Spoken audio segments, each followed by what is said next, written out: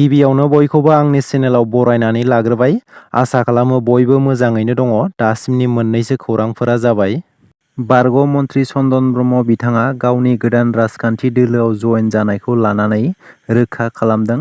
बारग' मन्थ्रि चन्दन ब्रह्म बिथाङा फैगौ 12 एप्रिलाव UPPL दोलोआव जयेन जासिगोन होननानै खौरांगिरि मेल लानायनि गेजेरजों मिथिहोदों। चन्दन ब्रह्म बिथाङा गावजों लोगोसे गोबां दोलो एबा आफादनि दैदेनगिरिफोरा UPPL दोलोआव जयेन जागोन होननानै मिथिहोबावदों। चिरां जिल्लानि काजोलगावआव थानाय UPPL मावख'आव फैगौ 12 एप्रिलाव जयेन जासिगोन होननानै रोखा खालामबाय चन्दन ब्रह्म बिथाङा। नागालेण्ड रायजोआव बर'नि आंगो हारिमुनि सिनायथि। डिमापुरनि नाहरबारियाव 15 साननि हाबाफारिजों खुंफुंजानाय हारिमु मावबादाया जोबनानै थांबाय।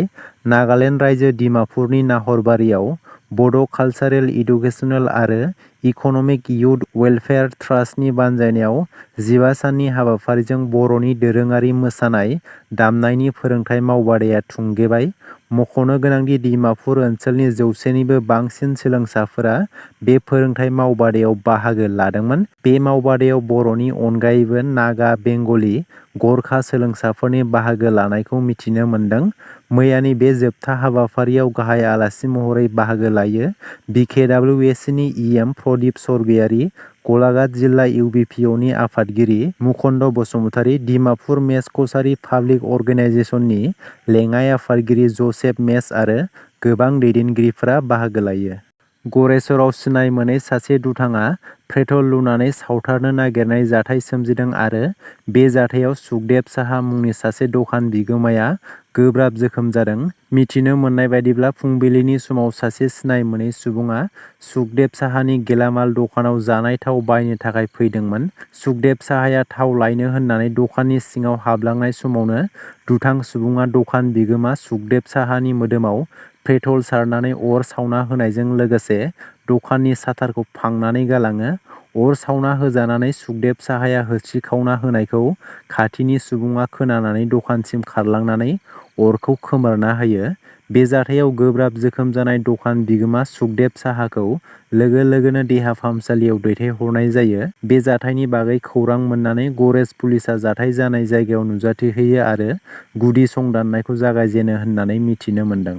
खुंग्रिं बावरागुरि गामिया रायजोयैनो बाला अन्थाइनि लामा खोनानै लादों।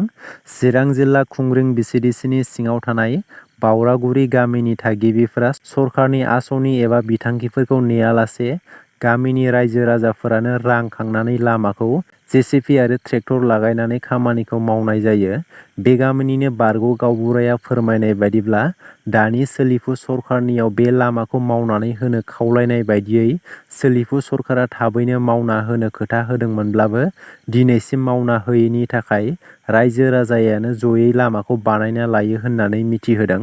लोगोसे फैबाय थानाय समाव बे लामानि सायाव सोलिफु सरकारनिफ्राय जेबो खौरां लाबावाब्ला बेनि फिननायखौबो बावरागुरि गामिनि रायजो राजाया सरकारनो थाबैनो होगोन होनना बुंबावो।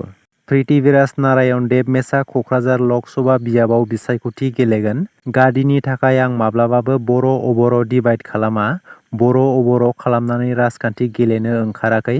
राजखान्थि मुलाम्फानि थाखाय हाग्रामा महिलारिया गुबुन हारिफोरनि सिगाङाव आं थांना थासान्दियाव माब्लाबाबो बड'लेण्ड जाहोआ होननानै बुंदोंमोन। बेबादि बाथ्रा बुंनानै हाग्रामा महिलारिया मा मोखां देखायनानै देग्लाय 2024 मायथाइनि लक सभा बिसायख'थिनि थाखाय रायजोनि सेराव भट बिनो थांगोन होननानै पृथ्वीराज नारायण देबमेसा बुंदों।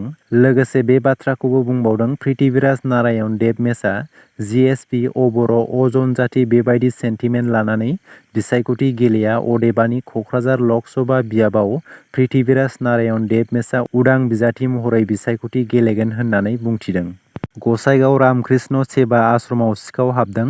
मन्दिरनि थाला सिफायनानै सना खावनानै लांदों। मन्दिरनि CCTV केमेरायाव मोखां खाथेनाय 3 सिखावखौ नुनो मोन्दों, नाथाय बिसोरनि सासेखौबो सिनायनो हानाय जायाखै। मन्दिरनि वाल बारनानै फैनाय सिखावफोरा मन्दिरनि थालाखौ बुखावनानै मन्दिर सिङाव हाबो आरो सना रुफा आरो सिबियारिफोरा दान होलांनाय गासैबो रांखौ लानानै थाङो। फुंबिलिनि समाव मन्दिरनि पुजारीया फुजा होनो मन्दिराव हाबनो नागिरनायाव जाथायखौ मिथिनानै सोमोनाङो। लोगो लोगोनो फुजारिया मन्दिर कमिटिनि सामलायगिरिफोरनो खौरांखौ हरो आरो मन्दिर कमिटिनि सामलायगिरिफोरा गसाइगाव पुलिसनो खौरां हरो। जाथायनि खौरां मोननाय लोगो लोगो गसाइगाव पुलिसआ जाथाय जानाय जायगायाव थांनानै नायबिजिरनायखौ जागायो। भारतनि बोथोर बिगियान बिफाना सा-सानजा भारतनि माखासे रायजोफोराव गोबां अखा हागोननि सांग्रांथि होदों।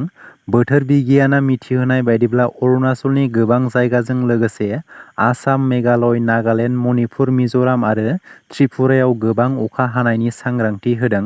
बेनि अनगायैबो गोबां जायगाफोराव गोख्रों बारहुंखा बारनायजों लोगोसे अखा मोफ्लामनाय आरो सारअन्थाइ गावनाय आरो अन्थाइ गोग्लैनायनि सांग्रांथि होदों। एनआइए एबा नेशनेल इनभेस्टिगेशन एजेन्सिनि हेंथायै सोनाब बंग पुलिसआ केस रेजिस्टार खालामदों। मिथिनो मोननाय बायदिब्ला 2022 मायथाइयाव बुब्दिनगराव बमा बेरनाय जाथायखौ लानानै नायबिजिरनो एनआइएनि मोनसे हानजाया टिएमसि दोलोनि मावथि मोनब्रता जेना आरो बेलिचरन मेथिखौ सन्देह खालामनानै एनआइएनि मोनसे हानजाया सिआरपिएफ जवानफोरखौ लोगोआव लाफानानै हरनि समाव हमनो थांदोंमोन। बे समावनो एनआइएआ बिसोरनिफ्राय रां दाबिदोंमोन आरो टिएमसि दोलोनि मावथि मोनब्रता जेना आरो बिनि बिसि सानैखौबो देहायारि गाग्लोबदोंमोन होननानै बुब्दिनगर थानायाव कमप्लेन होनायाव पुलिसआ केसखौ रेजिस्टार खालामदों। गुबुन फारसेथिं एनआइएआबो गावसोरखौसो गाग्लोबदों होनना उल्थायै बिसोरनि हेंथा केस होफिनदों होननानै पुलिसआ मिथिहोदों। दासिमनि मोननैसो गोनां खौरांफोरा बेनोमोन। गोजोन्थों।